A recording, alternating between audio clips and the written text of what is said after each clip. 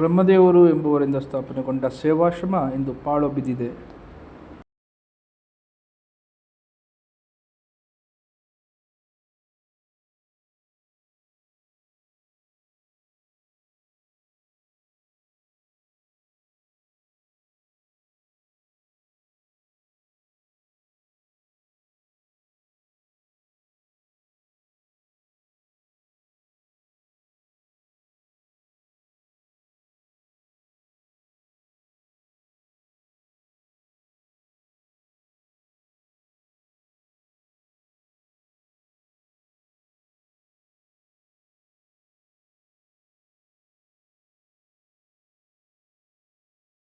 1938ರಲ್ಲಿ ಮೈಸೂರು ಸಂಸ್ಥಾನ ಹರಿಜನರ ಉದ್ಧಾರಕ್ಕಾಗಿ ಶಿಕ್ಷಣಕ್ಕಾಗಿ ನೀಡಿದಂಥ ಆಶ್ರಮ ಇಂದು ಪಾಳು ಬಿದ್ದಿದೆ.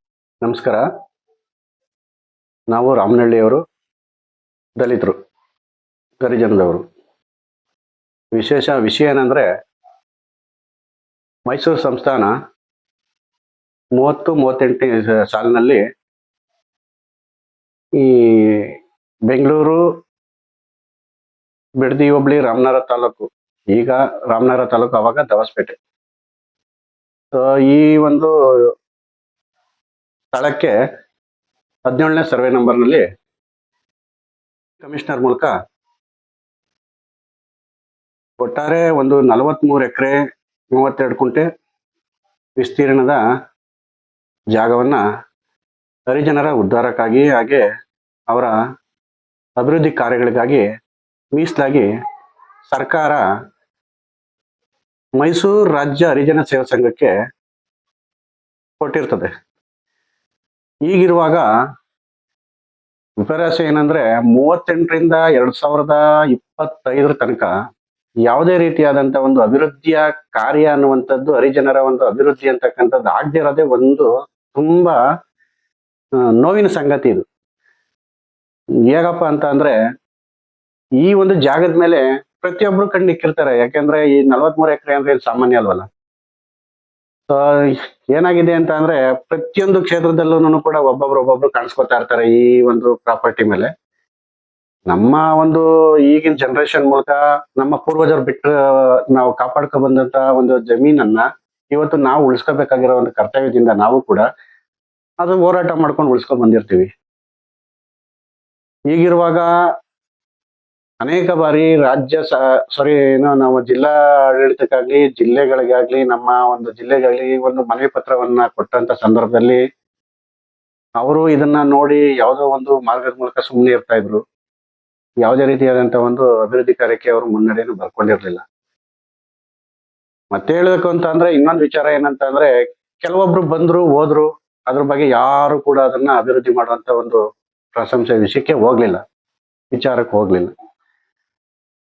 ಈಗ ಪ್ರಸ್ತುತ ಇಲ್ಲಿ ನಮ್ಮಲ್ಲಿ ಸ್ವಲ್ಪ ಶಿಕ್ಷಣದ ವ್ಯವಸ್ಥೆ ಸ್ವಲ್ಪ ಜಾಸ್ತಿ ಇರೋದ್ರಿಂದ ನಮ್ಮಲ್ಲಿ ಏನಾದ್ರೂ ಒಂದು ಮಾಡ್ಬೇಕಾದ್ರೆ ನಮಗ ಬಂದಿರ್ತಕ್ಕಂಥ ವ್ಯವಸ್ಥೆಯನ್ನ ನಾವು ಉಪಯೋಗಿಸ್ಕೊಂಡು ನಮ್ಗಿರುವಂತ ತೊಂದರೆಗಳನ್ನ ನಿವಾರಣೆ ಮಾಡ್ಕೋಬೇಕಲ್ಲ ಅಂದ್ಬಿಟ್ಟು ಎಲ್ಲ ಸೇರಿ ಒಗ್ಗಟ್ಟಿಂದ ಬಂದಿದ್ರು. ಆದ್ರೂ ಕೂಡ ಅಲ್ಲೂ ಕೂಡ ಸರ್ಕಾರದ ಒಂದು ಸಹಾಯ ಹಸ್ತ ಸ್ವಲ್ಪ ಕಡಿಮೆ ಆಗದೆ ಬರ್ತಾ ಇದೆ. ಸುಮಾರು ಇವತ್ತು 100ಕ್ಕೂ ಹೆಚ್ಚು ದಲಿತ ಸಮುದಾಯ ಕುಟುಂಬಗಳು ಈ ನಮ್ಮ ಗ್ರಾಮದಲ್ಲಿವೆ. ಬಟ್ ಈ ಗ್ರಾಮದಲ್ಲಿ ಒಂದೇ ಸೂರ್ನಡಿ 3ರಿಂದ 4 ಸಂಸಾರಗಳು ವಾಸ ಮಾಡ್ತಾವೆ. ಏನಂದ್ರೆ, ಓದಕ್ಕೆ ಮಕ್ಕಳುಗಳಿಗೆ ಜಾಗ ಇಲ್ಲ. ಈಗ ಒಂದ್ ಸಂಸಾರ ಅಂತ ಅಂದ್ರೆ ನಾವೇನು ಅದನ್ನ ವಿವರಣವಾಗಿ ಹೇಳುವಂತ ಅವಶ್ಯಕತೆ ಇಲ್ಲ. ಯಾಕೆ ಅಷ್ಟು ಒಂದು ಫ್ರೀಡಮ್ ಇಲ್ದೇನೆ ಬದುಕುವಂತ ಒಂದು ಸಿಚುವೇಶನ್ ಬಂದಿದ್ದಾರೆ.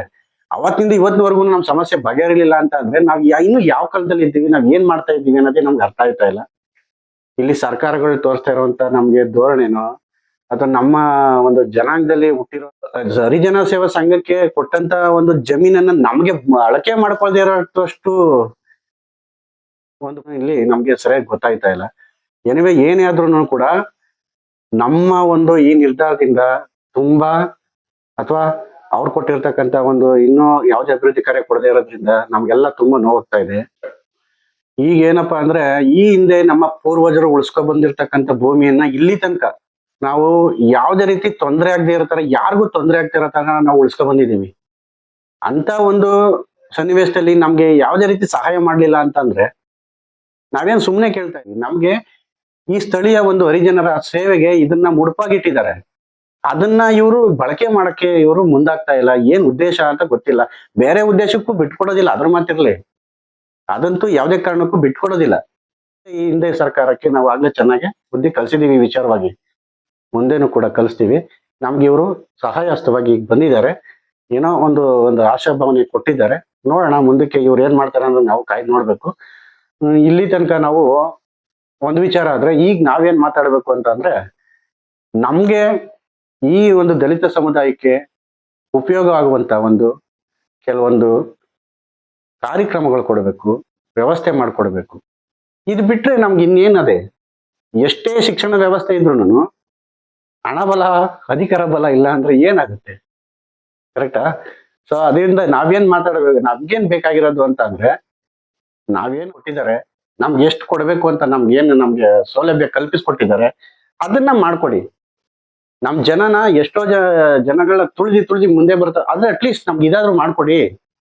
ನಿಮ್ ಸರ್ಕಾರಕ್ಕೂ ಒಳ್ಳೆ ಹೆಸರು ಬರುತ್ತೆ. ನಮ್ಗೆ ನಮ್ಮ ಒಂದು ಸಂಸ್ಥೆ ಈಗೇನ್ ಮೈಸೂರು ಕರ್ನಾಟಕ ಹರಿಜನ ಸೇವಾ ಸಂಘ ಇದೆ, ಅದಕ್ಕೂ ಒಳ್ಳೆ ಹೆಸರು ಬರುತ್ತೆ. ಎಷ್ಟೋ ಸಾರಿ ನಾವು ಮಾಡ್ಬೇಕು ಅಂತ ಬಂದಿದ್ದೀರಿ. ನಾವು ಈ ಮೂಲಕ ನಿಮ್ಗೆ ಕೇಳ್ಕೊಳ್ಳೋದಷ್ಟೇ, ನಮ್ಮ ಎಲ್ಲಾ ಯೂತ್ಸ್ ಮತ್ತೆ ಹಿರಿಯರು ಎಲ್ಲರೂ ಸೇರಿದ್ದಾರೆ. ನಾವು ಒಂದು ನಿರ್ಧಾರಕ್ಕೆ ಬರ್ತೀವಿ. ಬನ್ನಿ, ಕೈ ಜೋಡಿಸಿ ಈ ಒಂದು ಕಾರ್ಯಕ್ರಮನ ಯಶಸ್ವಿಗೊಳಿಸೋಣ.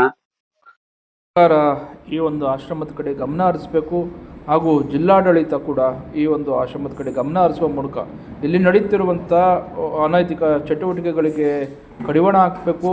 ಹಾಗೆ ಒಂದು ಅಭಿವೃದ್ಧಿ ಕಾರ್ಯವನ್ನು ಮಾಡುವ ಮುಖಾಂತರ ಈ ಗ್ರಾಮಕ್ಕೆ ಹಾಗೂ ಈ ಒಂದು ಸಮುದಾಯಕ್ಕೆ ಒಂದು ಒಳ್ಳೆಯದು ಮಾಡಬೇಕು ಅನ್ನೋ ಮನಸ್ಸನ್ನ ನೀವು ಮಾಡಬೇಕು ಅಂತ ಈ ಏಕಲವ್ಯ ವಾಹಿನಿ ಮೂಲಕ ತಮ್ಮನ್ನ ಮನವಿ ಮಾಡ್ಕೊತಾ ಇದ್ದೀವಿ.